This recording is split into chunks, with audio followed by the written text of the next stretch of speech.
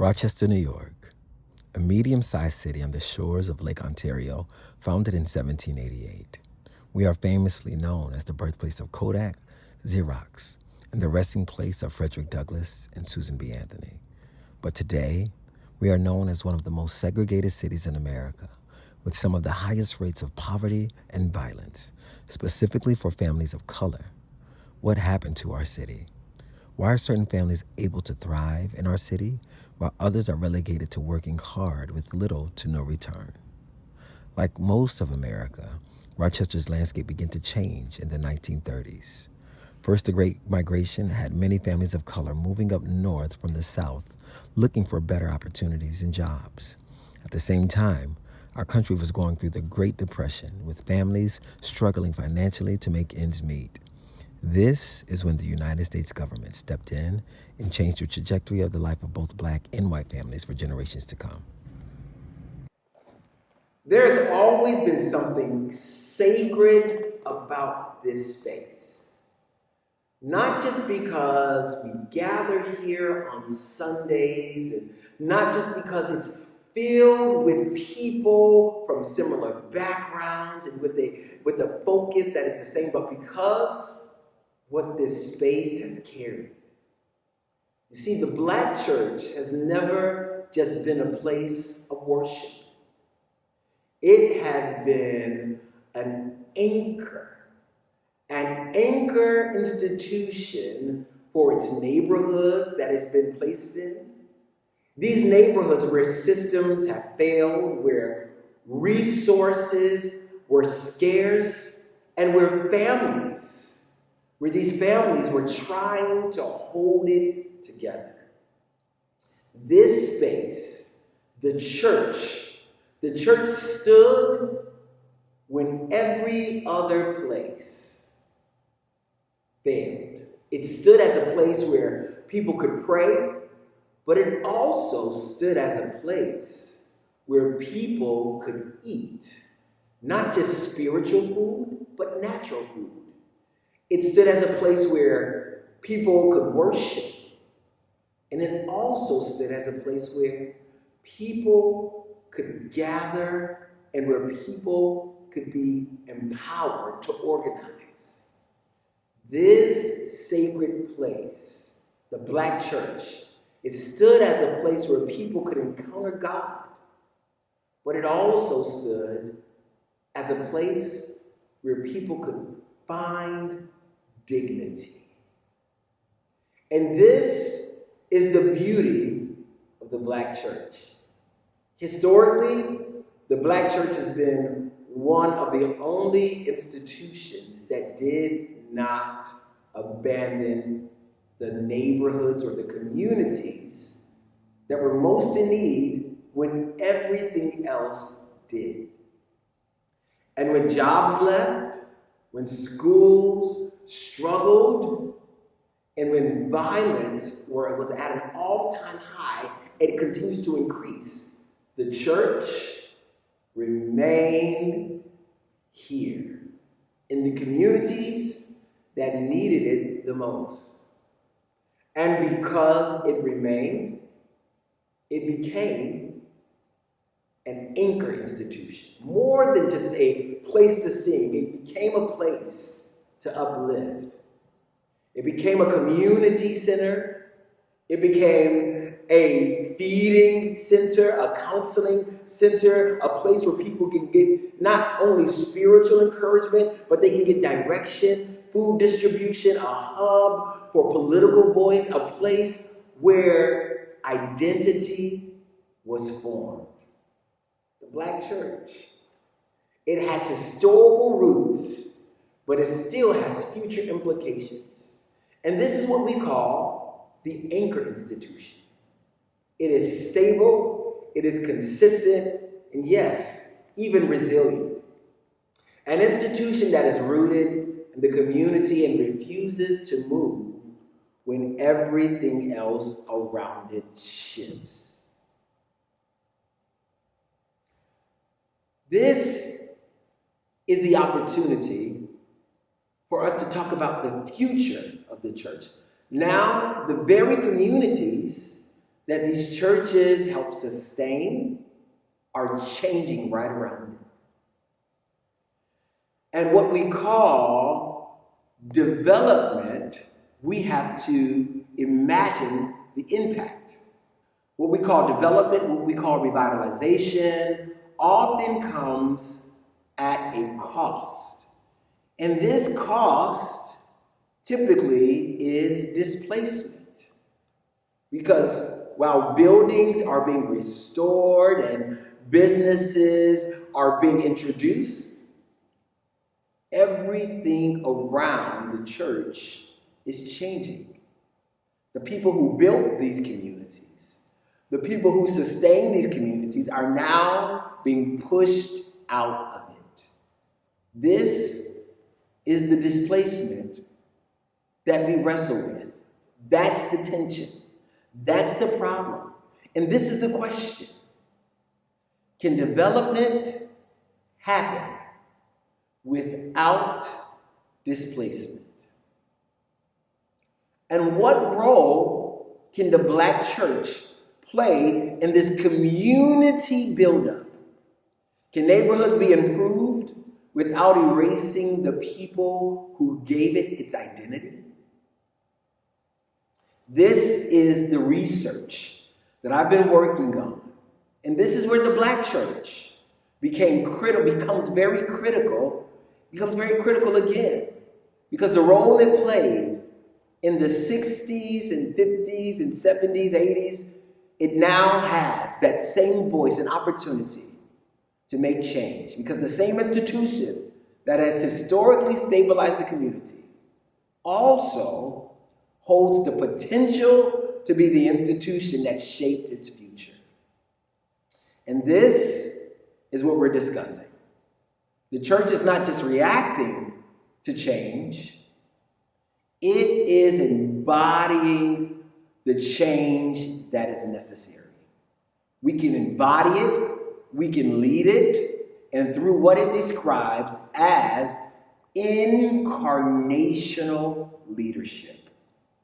We are present and we are known in these neighborhoods that needs the services and the resources the most. Not leadership from a distance, but leadership that is present.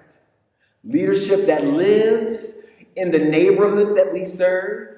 Leadership that walks the streets and knows the people. Because this gives us the leverage and the trust for the people that needs the resources the most. The church that refuses to abandon the place that serves the people that it loves and the people that lives there. This is the kind of leadership that doesn't just preach transformation. It embodies, it participates in the transformation. The Black church, it has land, we have social relationships, we have a moral authority, and yes, we have trust of the people that lives around these buildings that gather people every weekend, but also that serves and loves them Monday through Sunday. And when those assets are mobilized, when we bring all of these assets together, yes, the church can become a developer of people, a developer of place, and yes, even a developer of land. Not development that replaces, but development that lifts up these communities. And our research in this dissertational documentary, we will be discussing other churches that are leading the charge in community development, upgrading communities while empowering those who lived in those communities. This is development that builds up, not gentrification that displaces. We are going to be exploring First Genesis Baptist Church, Zion Hill Missionary Baptist Church, and New City Fellowship that operates New City Cafe. Because true transformation doesn't push people out. It lifts people up. And these organizations, through interviews and through visiting the sites of the work of development and transformation, we're going to see as case studies how these churches and ministries are uplifting the community, building equity and bringing value to these neighborhoods that were disinvested. We're going to see how they are uplifting the community and bringing transformation and presence to these very neighborhoods. So the question is this: will the church have what it takes to develop these neighborhoods? And we're going to show you through interviews that it does. My name is Melvin Cross, and this is my doctoral documentary on transformational leadership, how churches can serve as an alternative to gentrification by building transformational community. This place right here, 270 Merrimack Street, Rochester, New York, zip code 14605. My late grandmother, the Reverend Mother Katie B. Cross, was the founder of the Mount Nebo National Church of God. Why is this so significant? Because back then, women were disregarded, unqualified to lead churches. And she stepped out and established a thriving, growing Pentecostal church where people would come from all over to hear the gospel of Jesus Christ. But not only that, she served as a trailblazer. She would equip and empower her congregation. She would take them out to the apple orchards and they would get jobs to pick the apples in season, and she would hire them. And she invested not only in the people, but in the community the church was housed in. This is a part of my legacy and a part of my commitment to the city of Rochester because of the rich spiritual heritage established by a great woman of God who I have the blessing to call my she's my grandmother on my father's side. She's my father's mom. But as I do the work of research, as I do the work of educational research, I am doing it with the backdrop of not only spiritual renewal, but of the work of community development, investing in the people that God has called us to serve. I had to make a stop here on my way to my parents' church. My grandmother planted a church in 1960. My parents planted a life-giving church in the 80s. And me, 2014, planted a life-giving church right downtown Rochester, New York. This is community development. This is what investment looks like. Incarnational leadership, being present where the need is. So this is where it all started for me. Right here on 284 Wild Street off of Hudson Avenue in this community. This just wasn't a church building. This was home for me. This is the neighborhood 14604. It has carried more people than you realize. It's carried families, struggles, and it carries a lot of history. And for decades, this very community has experienced massive disinvestment. Businesses left, jobs disappeared, homes have deteriorated right here. But yet, once again, this local church has remained faithful and consistent for almost 30 years. And what was left was a community trying to survive with less, and a church working to pull all of its resources to serve people on this street. But even in that, there's still life here. There were still families raising children, neighborhoods looking out for each other, and churches opening their doors every single week. This church behind me, this is where I learned how to pray. This is where I saw faith lived out in real time. And this is where I watched people love God with all of their heart. And more importantly, their love for God transitioned over into them loving one another. And even when life wasn't easy. As I stated earlier, my grandmother planted a church. My parents, this is the church they planted. And now I pastor a church right here in the same city. That's not just a legacy, it's calling. This is calling-based leadership. Because what I saw here growing up was more than just religion. It was resilience. people that would come through these doors every Sunday, every Wednesday, after school programs. These were people who were in need of not just God's love, but the practical hands and feet of Jesus, giving them resources. We gave them everything we had. People were navigating hardships but still showed up. People who refused to let their circumstances define their identity. And now, in this same neighborhood, is being looked at differently. See, developers see opportunity. They see the opportunity. City officials see potential, and investors see value. And on the surface, it sounds like a good thing, right? But what we've seen this story before, because what often follows investment is displacement. The people that I've grown to love, the people that I've known all of my life, eventually with this type of investment from people that have resources, it typically displaces them. Property values rises, rent increases, taxes go up, and the very people who held their neighborhood together, but no one else would invest in it, they can no longer afford to stay here.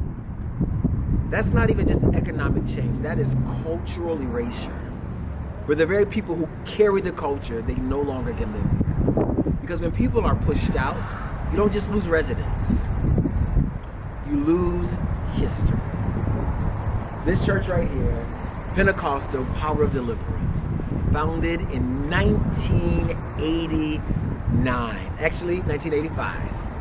This church has stood as a mainstay in this community, owns property, consistently opening doors for youth after-school programs, feeding centers, and also working to lift up the people in this community. So for me, this isn't just theoretical. This is personal. These are the streets I grew up on. These are the spaces that shaped me. These are the kind of communities that formed my understanding of faith. And this is why I believe that the Black church has the resources and the resilience to bring transformation by community development organizations are rallying our resources together so that when we talk about gentrification, I'm not talking about a concept, I'm talking about people. I'm talking about my grandmothers. I'm talking about grandmothers on fixed incomes. I'm talking about families that stay rooted. Young people trying to find stability. It's churches like this, the place where I grew up, that taught us and equipped us to not only preach the gospel, but to live the gospel. And not living it from a pulpit, but living it in the streets where the need is real. What does it look like to develop a community without displacing the people who gave it life? Because if development does not include the people, then it's not development. It's replacement. And this is where the church has decided to step up. Who's going to be in this moment of change? Will we watch from a distance, or will we step into the tension?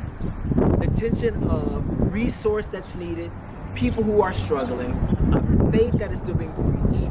Will it adapt to change, or will it help shape it? Because the same God who planted churches in this community didn't do it by accident, but with his sovereignty and with his all-knowing power, he did this with purpose in place. There is a calling in geography, and we are going to be faithful to fulfill God's plan in this community. We cannot abandon the places that formed us. We want to be the presence, we want to be the hands and the feet of Jesus, and we're going to fight for them. We are going to build with them, and we have to believe that transformation is possible without displacement. This place, this street, this community, because this is more than where I came from. This is what I'm called to. Transformation, incarnational leadership, presence, lived out, and bringing our resources together to bring development not only to the soul, but also to the land. We're getting ready to see what transformational leadership looks like, not just in word, but in deed. Zip code 14605 is in the center of Rochester, New York. Nearly 12,000 people live in less than 200 square miles. More than half of the residents live below the poverty line, and the median household income is just over $20,000 a year. Life expectancy here is significantly lower than in other parts of the region. Families move often, housing values are low, and for decades, this area has not seen sustained revitalization. Violence and economic instability have shaped daily life for many residents. But this community is not defined only by hardship. It is made up of families, children, elders, workers, and leaders who care about where they live. In the middle of this neighborhood is First Genesis Baptist Church. The church serves as a steady presence. It provides spiritual support, practical help, and community connection. It creates space for people to gather, pray, learn, and grow. First Genesis Baptist Church is committed to this zip code, not for a season, but for the long term. In a place that has faced years of disinvestment, the church continues to show up, to serve, to lead, and to walk with the community toward a better future. Go. Fred Johnson. All right. And how long have you been the pastor at First Genesis? I've been the pastor at First Genesis since 2008, so we're in 2025, about 17 years. And how old is First Genesis as a church? 51 years old. 51 years old. Yeah. How long have they been in this community? They've been in this community for 49 years. 49 years. Yeah. Wow. And we've had, over those 51 years, we've had two pastors. The founding pastor was here 32, and they didn't have a pastor for a year, and then I came in 2008. Copy. And the question I want you to answer is, how can Black church models maximize neighborhood revitalization? How can we support at-risk communities? Yeah. Well, the Black church, historically, the creation of the Black church, the one of the reasons why the Black church was created was not out of convenience, it was out of necessity. Yeah. It was that after slavery and abolishment of that and sort of an equal society is supposed to be, church folks didn't want, there were some white churches that didn't want Black people to be in their church. Mm-hmm. They would actually have to worship outside the sanctuary. They didn't want to worship together. And it wasn't everywhere, but it was some places. But and so that created the necessity for the Black church, because the white church didn't want to associate with Black folks during that time. So the Black church has a history of meeting the needs of their constituents, their members, their parishioners, those who, and not only of the parishioners, but of the community. And in many, I can think over the years, models. I'm originally from New York City. I know Floyd Flake in Queens. He had a model where he took a regular neighborhood and his church, which is located in that neighborhood, and just flourished economically, and homes, businesses, and so on. And so the church has a spiritual, it is founded on the power of God. It is a spiritual organism that's always changing. But it also has the responsibility to fight for justice, equality, hope, bring hope to a community that seems to be deficient of hope, bringing the sense of shalom, peace to a place that may have chaos, and to show love in a place that may not be the easiest place to exhibit love, and to bring a sense of joy, if you will, that celebration, mm-hmm. right, and renewed life. So the church has always been, and it's not just the Black church in general, across cultures as well, has a role in doing that, mm-hmm. And rebuilding families, communities, and family and communities and individuals, yeah. Right? So, yeah. So the church as a transformative agent, mm-hmm. how do you foresee the community development work that you're doing being a source of transformation? what do you see the impact being? I see our work as being the anchor to a movement that will be well beyond the first Genesis Development Corporation. But it takes a spark to create a fire. We're kind of the spark. We consider our project to be the anchor project for transformation that will take place, in the near future, as well as well beyond our time of responsibility. So there is a need for the church to fulfill that assignment. The important part is, I think, is to ask the Lord, what is the work you want me to do? Because we shouldn't copy what other people do just because they're doing it, right? I mean, Pastor, you and your wife, and the great ministry you're doing at Glory House International is focusing on adoption, foster care system, right? I mean, that's the passion, right? And you can tell by the success that it is when you have passion and you have purpose tied together. You move with power. Yes, sir. So the first goal is that Lord kind of reveal to us what should be our mission. We don't want to copy what somebody else is doing. The only thing we want to copy is the spirit of excellence, right? But we don't want to copy what they're doing.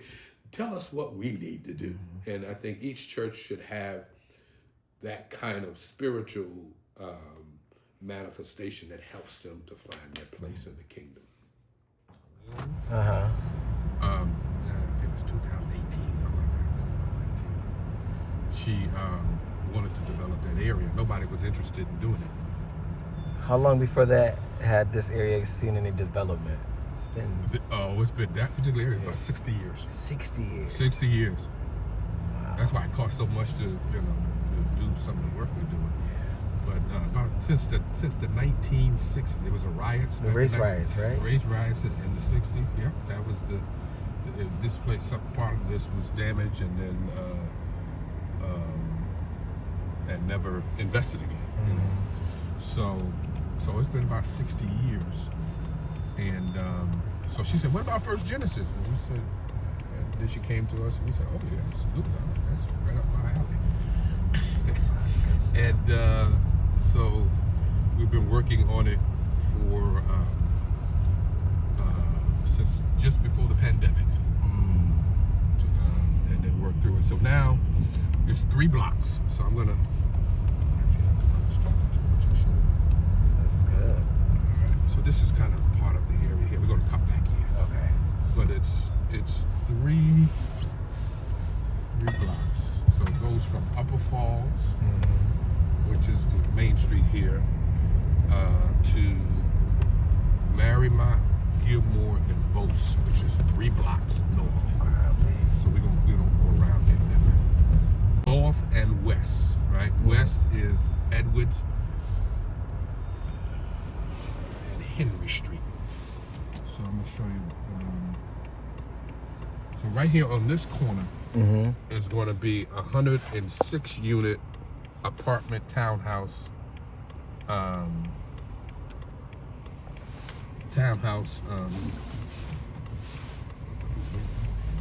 complex right here. Right here. Right here. Yep. Right from here all the way down, and it goes back a block. And then around there is going to be 25 single family homes. Wow. So the project again starts from Hudson, and it goes 3 blocks north, going toward 2 blocks north, and so it covers Marymount, Gilmore, and Vos. So it's 3 blocks. 3 blocks. 3 city blocks. 3 city blocks. Yeah. And so the entire area from Upper Falls to Vos, 3 blocks. That's north, and then west is 2 blocks. It goes from Hudson to Edwards to Henry Street. So it's a big area. Yeah, this is big. So, for example, they started on 12 of the units They said they were going to be doing some framing. So they put we got approved for 22 initially, and they are doing 12 of them right now. They put in all the basements. Okay. For and they want to get in before the winter got here. It's good because it's cold now. So they're doing some of the framing as well. So yeah. Wow. So this is Edward Street, right? We go from Edwards to Henry. We also have sites here. A couple of stories. So prior to this development, Bishop, no investment has been done in this area. No, none. And this zip code is one of the poorest zip codes? 14605 is one of the poorest in New York State, top 10 in the nation. Wow. And in terms of, educational, we don't have challenges in the city with, not the entire city, but portions of the city with the school system. So educationally, home values, the homes in this area before this development were about, if you had a great home, it probably was 60,000. Goodness. Yeah, so these homes that we're going to be building, values have gone up in Rochester recently, but these homes are going to be at $160,000 to purchase. And the goal is we're trying to lift some people up, but also remove concentrated poverty, right? Because when you have concentrated poverty, it's more difficult to develop communities. Yeah. So the homes have cost quite a bit to build. Prices are up like crazy. It's like at least $300,000. Wow. But the state, that's why it's taking so long to get it done, the state is providing a subsidy so that, because these are the same homes built in Victor, getting upgraded. Okay. So some of the houses will remain and they'll be upgraded. Yes, sir. It's gotta be. Yeah. Because the last thing we wanted to do again was to put new houses, and then your neighbor next door's, is not in the same condition as the new homeowner. Wow. So yeah, these are the we had our groundbreaking on November 10th, I think it was. Wonderful event. Oh my goodness, it exceeded our expectations. We had this was a long-awaited project by the Congressman Morelli and county executive. The city and the county, particularly the county, for the first time. This is the first time they've invested in home ownership in the city of Rochester. Wow. They've never. Jeez. And for whatever reason, I don't know why, but I was working County Executive Bello and the county legislator for about a year and a half, and they gave us $2 million. $2 million toward the project. That's huge. Which they have never, and it went through the county legislature, and it was 100% unanimous. Even the Republicans were like, "You need to do this, and we'll give you another $1 million," and they actually did. They say, "Come back for some more," because we want to, invest in the community. So it was the first time that that the county is going to be investing this account. So this is groundbreaking. It goes across the aisle. Oh yeah. The county's investing along with the city. Yeah. Wow. And as part of my, the model came from my dissertation. My doctor of ministry dissertation. I got it in 2007. It was the title of it was. Economic Development in an Urban African American Church, a Model for Ministry.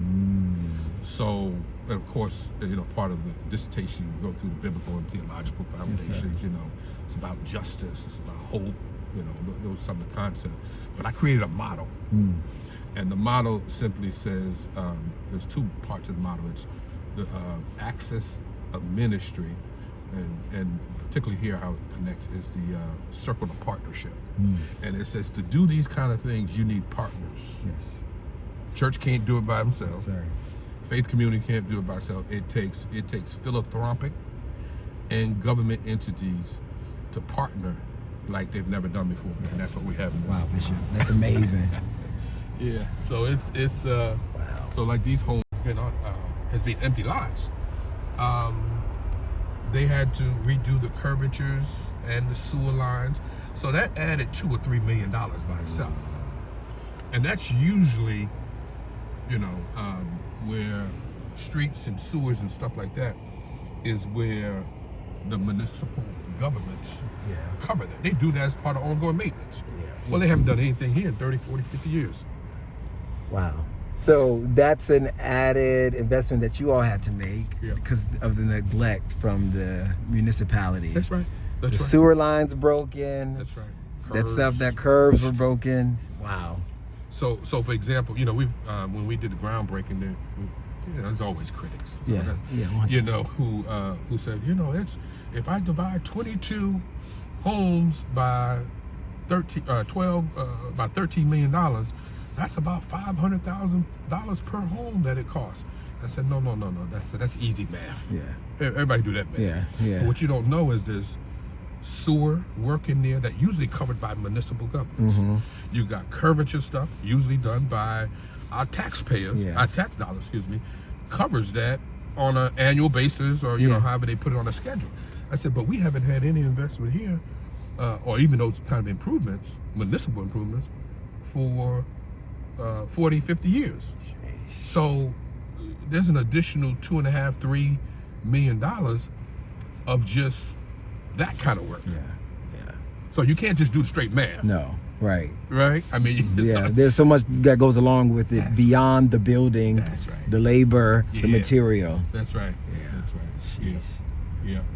And that's what happens sometimes in underserved communities. People like to do that easy math, but if I build out in Henrietta, or I build in Greece or Farrington, whatever it might be, the town of Henrietta, before you come in as a developer, will come in and make sure the sewer line is straight. Yeah. So that the pipes are all, the curvatures are done. They do all of that. Yeah. They do all of it, right? And so, so when I saw some of the, complaints, I just said, well, they just, we're gonna help to educate them a little We're bit. gonna have to just give them a little background. Right. So this is they're framing. This is probably a 2-bedroom. So we're gonna have 2-bedroom, 3-bedrooms, and a select set of 4-bedroom homes.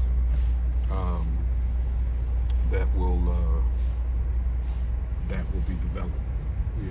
This is there are some parts of the community that are stable. Mm-hmm. Some of these are homeowners who live here, and who've been here for a while, but they have this big empty open area, and it creates a nemesis, right? Creates traffic and all that kind of stuff that's not desirable. That's not desirable by anybody who's homeowner. Right. Yeah. And so this will help to uplift the community, and the goal is it will also help to increase the value of their homes. Copy. Right. Because typically what happens in underserved communities, the home value doesn't go up. It does not. And even when they do improvements, they don't go up. It doesn't go up. No, you're absolutely right. No, that's exactly the problem. Yeah. And it's usually because of real estate terms. It's location, location. Wow. It's kind of it's not only your home but the homes that are around it. And so it perpetuates the poverty. Yes, sir. Zip code 14609 sits just miles away, but it tells a different story. This is still Rochester. It is still urban, still diverse, but the conditions shift. Median household income is nearly double that of nearby zip codes. Poverty is lower, though still present. More residents have access to stable housing, and education outcomes are stronger. Life expectancy rises here. Opportunity feels closer. Stability is more attainable. This is what proximity looks like. Two communities side by side experiencing the same city, but not the same reality. 14609 is not without its challenges. There are still gaps, still needs, and still work to be done, but it reveals something important. When investment increases, outcomes change. When systems function, people have room to breathe. And when opportunity is present, trajectories shift. And the question becomes, what would it look like if every zip code experienced this level of stability?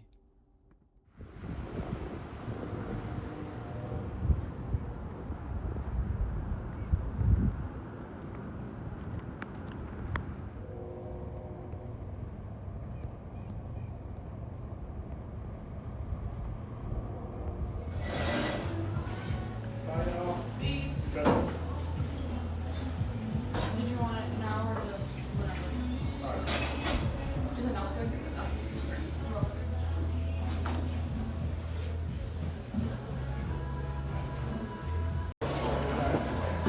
It's pretty relaxed.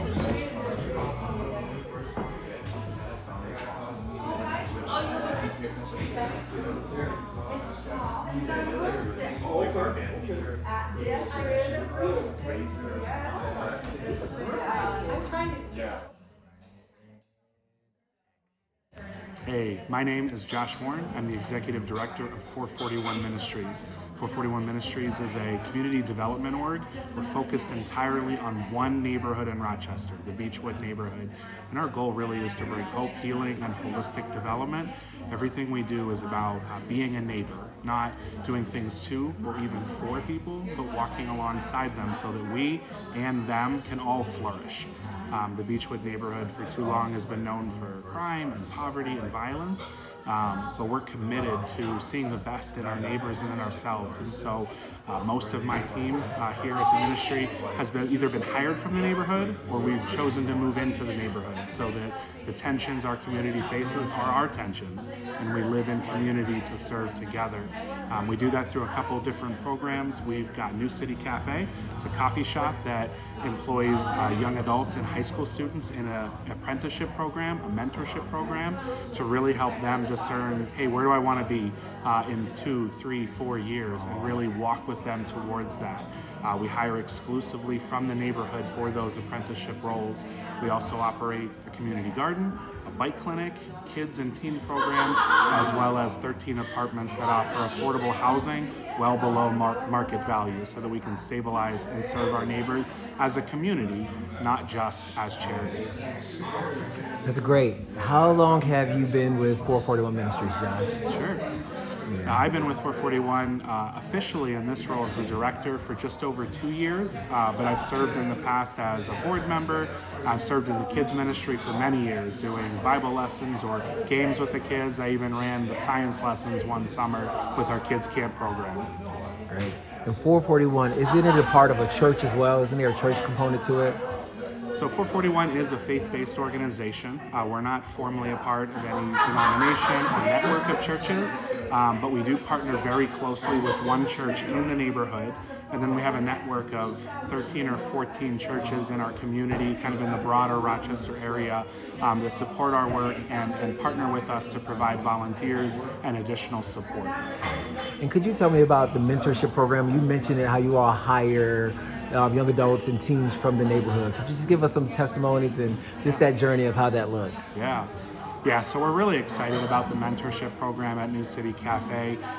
We hire, again, only young adults and high school students from the neighborhood, and we hire them to be employed for 1 year at a time, and we renew for a second or a third year. And the question we're always asking when we're partnering with our apprentices is, where do you want to be after that? Most of them do not have dreams of being a barista or a cook long term. Now, some of them might, and that's great.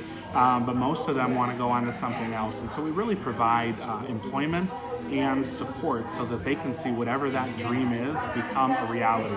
And so we've seen apprentices go on to culinary training programs. We've had some go off to school. 2 of our apprentices right now are taking classes at Monroe Community College while they continue to work here. Great. You mentioned that this ministry focuses on one neighborhood. And that's the Beechwood neighborhood. Historically, right on Parcells, I have family who lived in this neighborhood. I remember the high crime rate just right on Parcells. Could you just speak to some of the changes and some of the impact that you've seen over the years, and understanding that impact takes time because we want this to have generational impact. So could you just share some of that? That's great. Yeah, being geographically focused and being anchored long term. So, this ministry's been here 15 or more years. You really get a chance to see change, not always quantitative change. Sometimes it takes even longer to see those numbers hit. But anecdotally, in the conversations we're having, there's just hope, right? So the intersection that our cafe is on, a number of the businesses around here have some history, some shady business practice history, some crime history. And so to be able to redevelop these spaces, but keep the character of the neighborhood and to keep the people who live here involved in those decisions has been critical. And people come to the intersection and they think this is my place. This is a safe place that I want to engage in. Typically when coffee houses show up in neighborhoods, that's a sign of gentrification. But I frequent New City Cafe, and the coffee's great, the food's great, but the prices are good, even inflation. How have you guys managed to keep these prices at such at a great rate? And of course, we know that's intentional because of the community that it's housed in.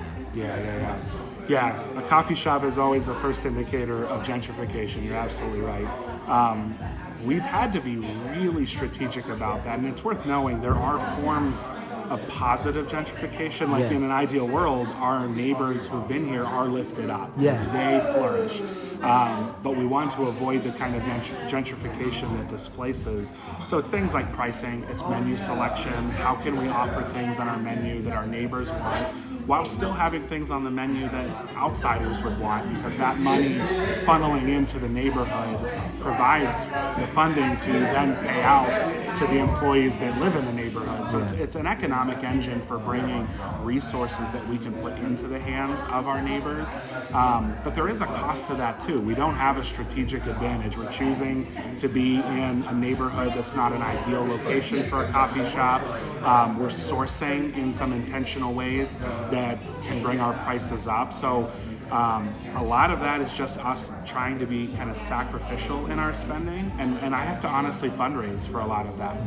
In order to pull off what a community like this needs for both employment and a third space that they can call their own, we had to bring back the resources that this neighborhood has seen leave over the decades. Yes. And you did highlight there's a positive gentrification, and that's one of the goals of this documentary, is to highlight how churches and faith-based organizations can uplift communities without displacement.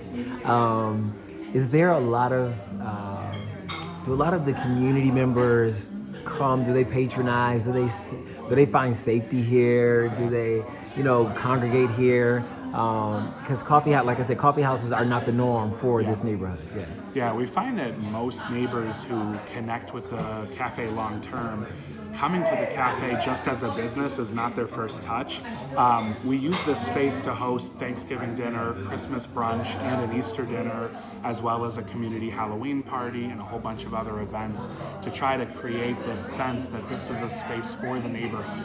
But then that usually invites a conversation to come back, and when they realize that we have drinks priced with everyone in mind, we've got French vanilla creamer on the counter, there's all sorts of options that will say, this coffee's for me, that they become ongoing participants and customers. French vanilla creamer, hilarious. Talk to us about French vanilla creamer, man. I tell you, French vanilla creamer is one of those weird conflict things for a coffee space, because really bougie coffee people are committed to the latte pure, no French vanilla in the coffee.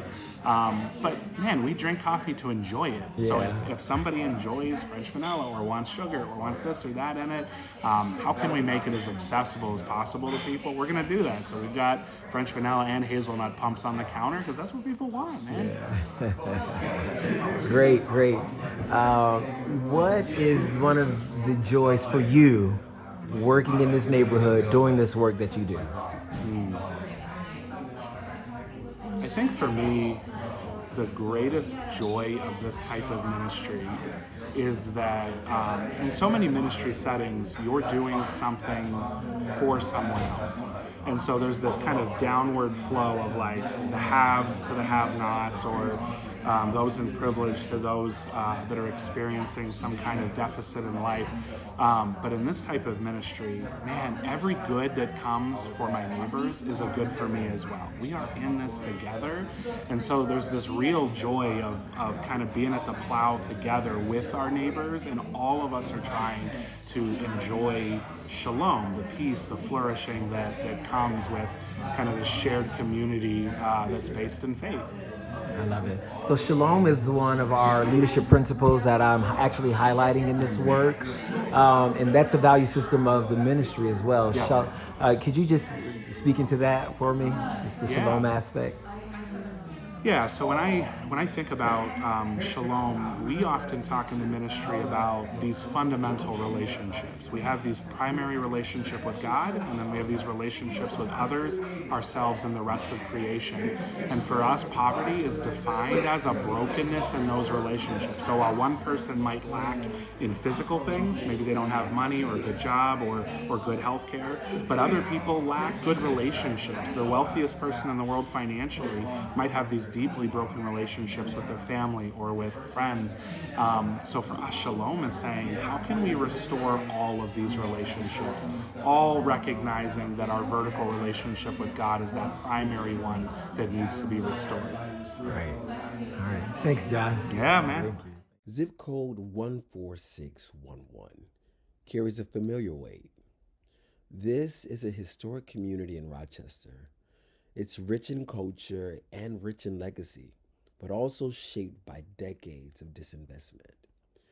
Median household income sits under $30,000, and more than a third of residents live below the poverty line. Housing values remain low. Economic instability is a daily reality for many families. Educational attainment is improving, but barriers still exist. Health outcomes tell another story. Life expectancy is lower, chronic conditions are more common, and like many urban communities, violence has left its mark. But that is not the full story, because in the middle of 14611 stands Zion Hill Missionary Baptist Church, a church that has remained present, consistent, and committed, serving families, supporting youth, holding the spiritual and social fabric of the community together. Zion Hill is a place of worship, but it is also a pillar to the community. In a community that has faced pressure from every direction, the church continues to stand, not just as a symbol of faith, but as an agent of stability, leadership, and hope. Because even in the midst of the challenge, there is still strength here. There is still community, and there is still a future being built.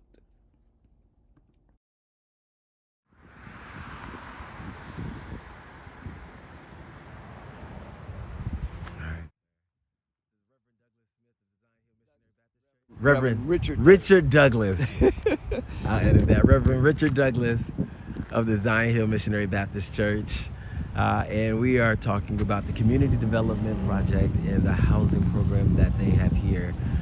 Would you just like to give us just some background on the work that you all are doing? Yes, certainly. We have been historically a church that has been committed not only to great worship, but also to the community. We have basically a two-leg stool in regard to that. We've been focused in on how we build our congregation, how we minister to the needs of the congregation, but also we've had a great and strong historical context for social ministry. And social ministry means outreach in many different levels and at many different stages. We've been involved in stuff like Project Faith, Project Spirit, dealing with HIV and AIDS, dealing with those who are going through drugs and alcohol.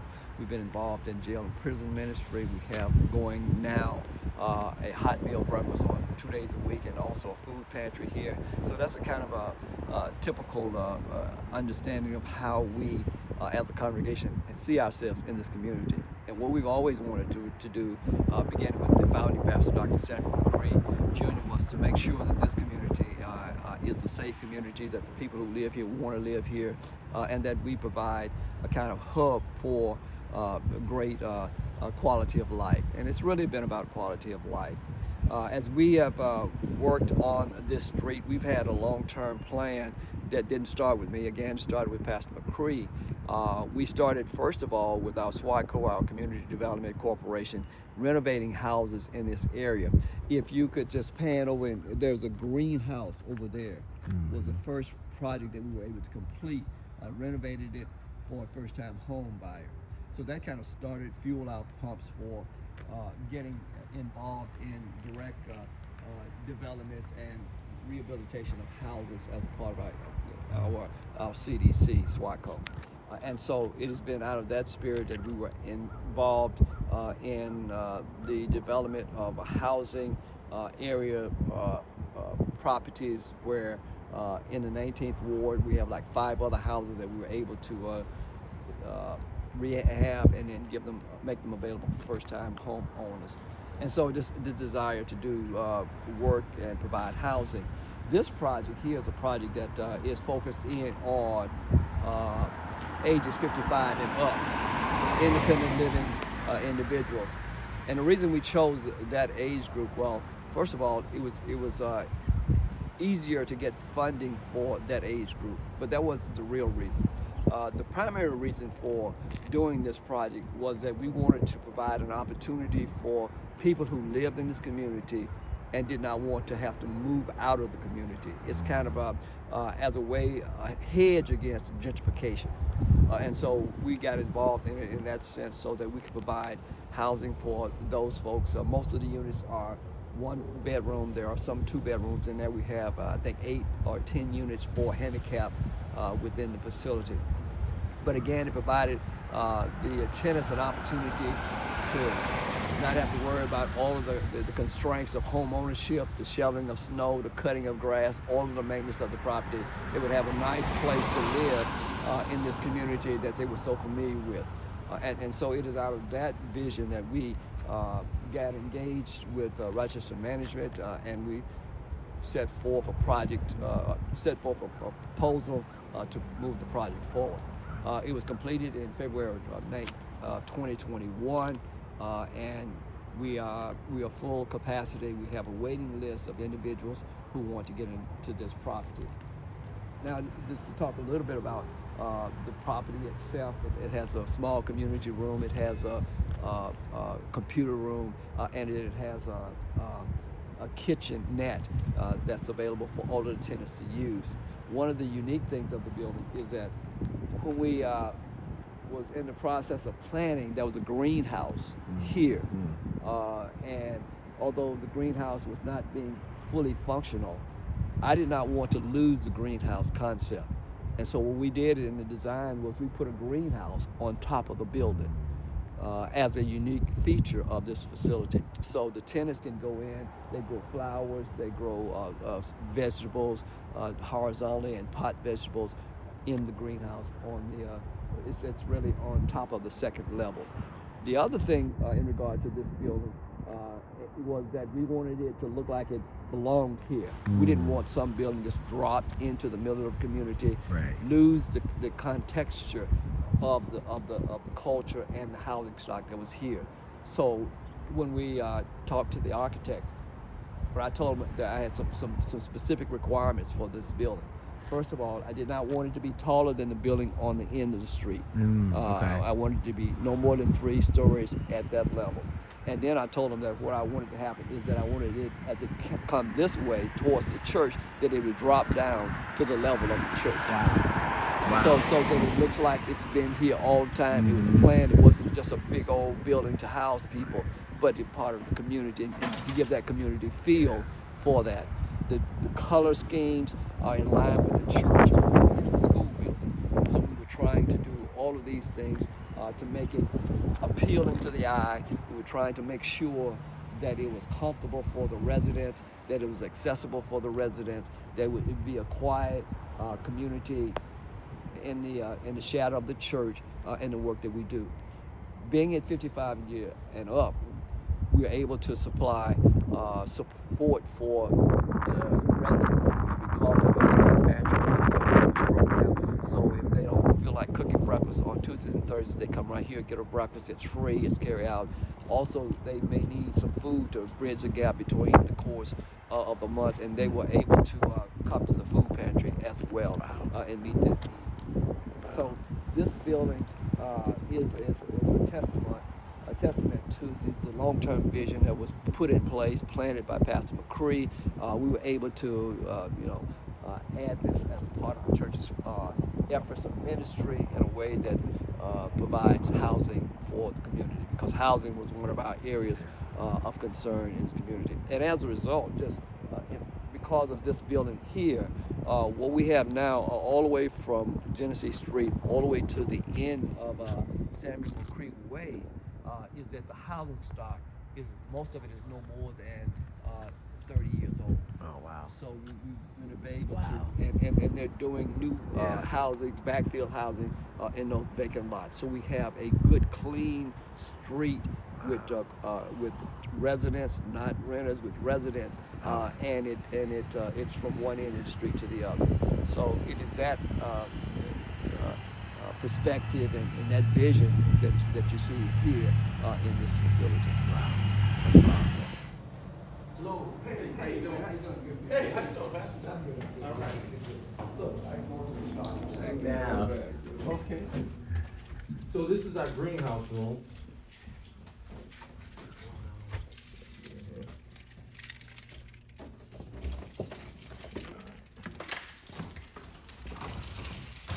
This is one of the greenhouse rooms right here. And then we got the outside where they do, we got planters. Planters out there. Planter pots, yeah. You understand this? Oh, we can go the other way. Okay. Go around. It's winter time.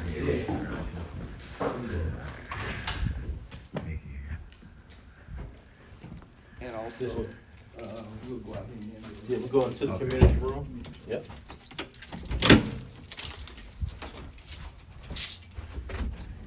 Thank you.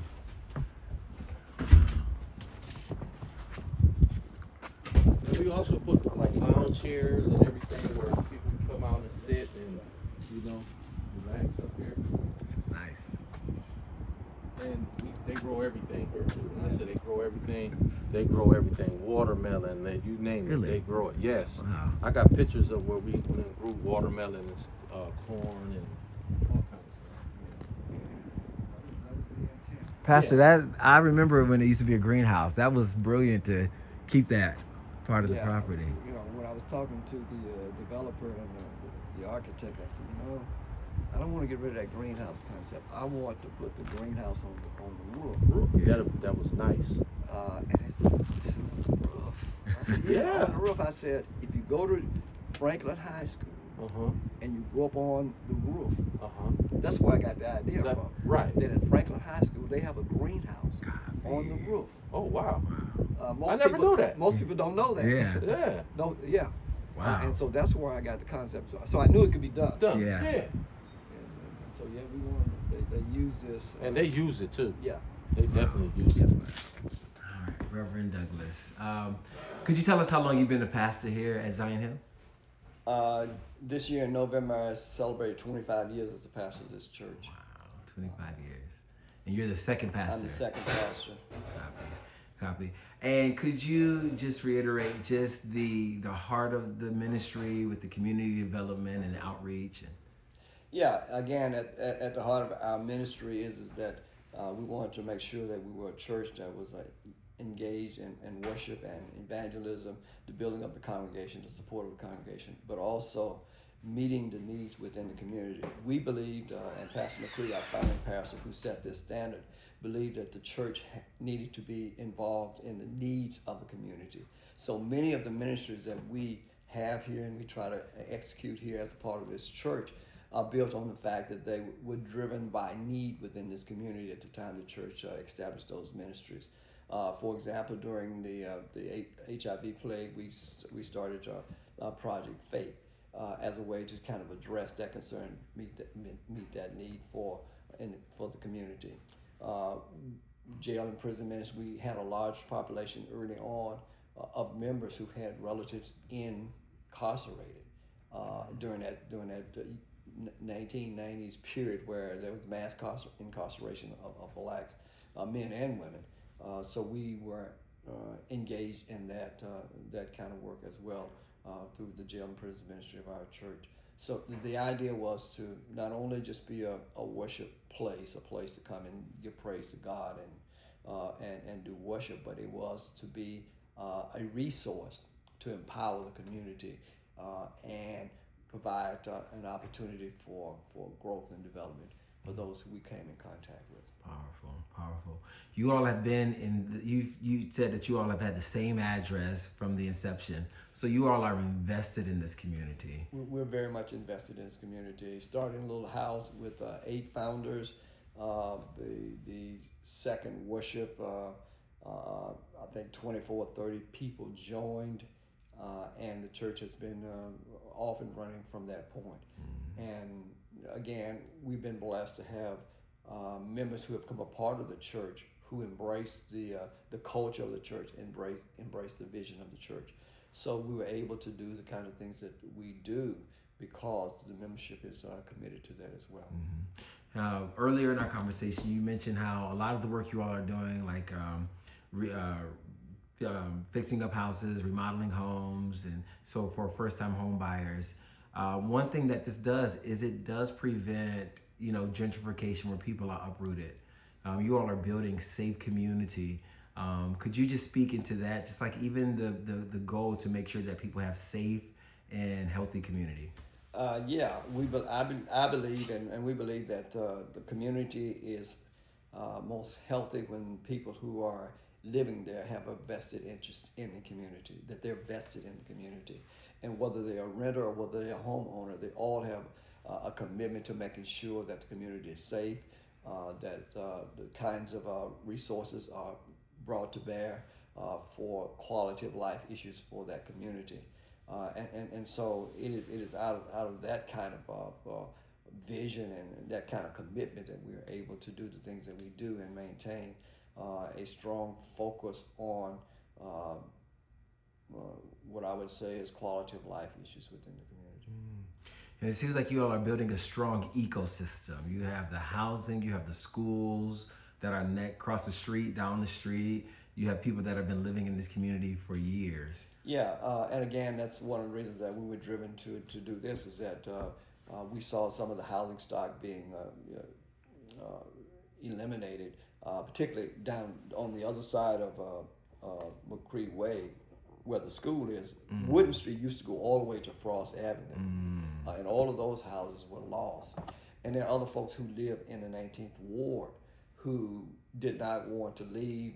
Rochester did not want to leave this area and wanted a safe place to live. And so that was kind of an impetus for us to really be committed to that. It took us 7 years to get this done. So the process is a grueling process. It's a fairly long process. But if you're committed to it, then it can happen. The race is not given to the swift nor the battle to the strong, but those who endure to the end. And so in regard to gentrification, we were concerned that we needed to have a voice in the nature of the development of this community. Because if you don't have a voice, if you don't have someone at the table arguing for the specific needs that you want to see happen in your community, others will come in, they'll fill that void, and they will put into your community what they think is best for the community, which may not be the best for the community. It may drive those who live here out of the community, and that's what gentrification usually does. It drives people out and brings other people, displace those people and bring other people in. And we wanted to make sure that that didn't happen in this instance, and that we would have a voice in that to make sure that the resources that we have on this street are second to none. And when you really think about it, we have the school here. We have school number 4, and at the, on Ford and McCree Way, we have Phyllis Wheatley Library. So you have great resources right on this street that can meet the needs of any child or any person who's a part of this community. That's beautiful, beautiful. How did the church have to position themselves to get these projects done? Was it partnership with the government, the funding? because churches, we do have congregations that live in these communities. They're invested. But what are some other steps that the church took to be able to do this work? Well, the first thing is that you have to put in place an entity to make this happen. So you have to have a community development corporation. So we did that. Pastor McCree established in 1995 SWICO, which is our community development organization, which puts a firewall between the church and the kind of work that we were doing and wanted to do in housing. So that's the first thing. The second thing is that you need to have a plan and a vision and a direction in which you want to go. So, for example, others who are doing these types of projects may have several different tentacles to their projects, maybe housing, maybe community centers, and maybe senior. So it can be a myriad of things that they have in their vision. But you have to have a vision. You have to know where you want to go and be able to articulate that. You can't just say, I want to build some houses. You got to say, I want, what that should look like and why you're doing it. Be able to create a narrative around what it is that you want to do. And so the way I developed the narrative for this is that we have people in this community who can no longer maintain their homes if they're homeowners, and they want to stay in this community. They don't want to move out. They don't want to be out in the suburbs. They want to be in this community, in this area. And so that's how I crafted the narrative for this. So in order to push your project and the desire to do this kind of work is that you have to be able to create the narrative that you want to see in that process. And so, like I was telling you earlier about the greenhouse, I didn't want to lose the greenhouse concept, and so I created a way to maintain it, and that's creative, I think. And each project has to have its unique gift to the community in which you're building. So it's not just to build some houses, but you have to be able to say why this is important, what niche does it fill, how is it unique from the other facilities that are being built within the city proper. So again, all of that's a part of your narrative, how your vision is formulated in that and the focus that you bring to the table. The other thing I'll say is that you have to have partnerships. You got to have people who are willing to work with you. As a church, and even although we had done some work on renovations of houses, we didn't have the expertise that we needed to do this. And so it became crucial that you have partners that you can work with. We interviewed several different community development organizations before we settled on Rochester Management. And you have to do that because you want to work with a partner that has your commitment to the project, that holds some of the same values that you hold, and are committed to being fair in the appropriations. So you need good partners, and we were able to do that with Rochester Management. After interviewing other people, we settled on them because they best fit what we were trying to do, and the people that they brought on board, the construction company, embraced what I wanted to do, and that's why it is what it is. I told them I wanted dormers on the building that matched the dormers on the front facade of that building on the end. In the initial drawings, if you look at the initial drawings, they didn't have that. I said, no, that's not going to go. We want this building to look like it is a part of this community. It was designed to be here when they built the building on the corner. So that became our model for the actual construction. Wow. Powerful. Thank you. For as we are seeing that housing is becoming even a greater crisis in our community, and I would even say across the nation, cost of living is rising, housing is expensive to live in urban communities. What word of encouragement would you give to other congregations or churches that have this desire to make impact in their community? Well, I think first of all, you have to have a buy-in from the congregation. Although SWACO is a separate entity from the church, you still need that buy-in from the congregation to be able to push this kind of thing forward. And I think that as you think about doing this kind of work, you have to be willing to face setbacks. Because there will be setbacks that will come. Things don't go as fast as you think they should go. They slow down. You find out that there's something else you need to do. It's all dependent upon a bid process, whether or not you get funding. So it's all those kind of things. But it can be done, and that's the thing that I would leave with everyone, is that if you stay with it, you work on it, you are vigilant, and you're committed to it, and you don't take no for an answer. Wow. And if you do that, then you can make this happen. And I can say that in regard to my conversations with Pastor Ross at Peace Baptist, Bishop Johnson at First Genesis, that they stayed with it. They understood, and what I shared with them early on is that this is going to take a long time. It's not something that's going to happen in a year or two.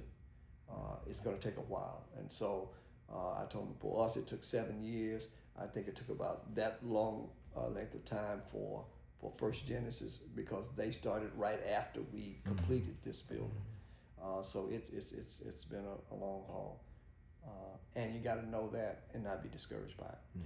In regard to the importance of this, is that as a faith-based entity, you can build houses that are affordable, that can be subsidized, so that the people who live in the community can afford to stay there and not be pushed out.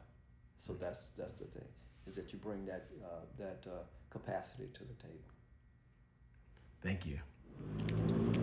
What I've come to understand through this work is that gentrification is not just about development. It's about displacement. It's about who gets to stay and who gets written out of the story. We've heard pastors like Reverend Douglas Smith, Reverend Fred Johnson, or even Josh Horn discuss the tension that they hold of what was and what could be. They're not only concerned about investing in their neighborhoods, but in the people of their neighborhoods, so that the people in the neighborhoods, that they can benefit from the upgrades and the development that happens. We've heard what it sounds like when a pastor's trying to lead people who are being priced out of the very community that they help build. I heard what it feels like when a church is feeding more people than ever while having less to give. And we've also heard what it means to watch your neighborhood change right before your eyes, and you don't even recognize it anymore. And yet, what stood out to me the most is that the Black church is still standing, still preaching, still serving, still giving, and still showing up. Even as membership may decline, even as resources may feel scarce, not because people don't believe, but because they can't afford to stay. Even as resources shrink, while the needs of the community continue to grow. And what I saw very clearly is the church is not just reacting, it's trying to lead. Churches are leveraging what they have, their influence, their resource, their land, their relationships, yes, even their trust. And they're stepping into conversations about housing. Not just a house in the sky, but a house right here on the earth. They're advocating for their communities. They're creating pathways so that people don't just survive change. They can thrive and they can actually live where the change is happening. That's what's beneficial. Not just theory, but it's transformational leadership. It's incarnational presence. But here's the reality. The church, we cannot do it alone. We can't carry this alone, because the forces driving displacement are bigger than any one congregation. And if we're honest, what we call development has not always included the people. So now we're at a crossroad. We are at a place where development continues to replace communities, but the church is showing us, we've seen it, with Reverend Dr. Fred Johnson, building single-family homes in a disinvested community so that we can change this poverty narrative to home ownership. We've seen it with Reverend Richard Douglass providing a healthy community for seniors to live in while also bringing up the property value of the whole neighborhood. We've seen it with 441 Ministries New City Cafe, where they are discipling the teenagers and the people in the community while providing them quality service. This is Rochester. This is where I was formed. And this is where I was called. And I refuse to believe that the only path forward requires people to be pushed out in order for communities to be built up. There is another way. And what we've seen is that other way. A way where the church is present, a way where leadership is incarnational, and a way where development is done with the people in mind. It's done with them and not to them. Because at the end of the day, we're not just talking about buildings. We're talking about people. We're talking about legacy. We are talking about communities. These communities deserve to remain whole. And if we get this right, which it looks like we are, we won't just see cities rebuilt. We'll see communities restored. And that's what transformational leadership is about. I am currently standing in front of the church that I founded and pastored. This is Glory House International, founded right in the central part of downtown Rochester. And we are serving as a hub of community empowerment, community development, and incarnational leadership, where we are embodying what we've researched. We are able to build transformational communities by making communities whole and leading community development. Thank you for your time, and thank you.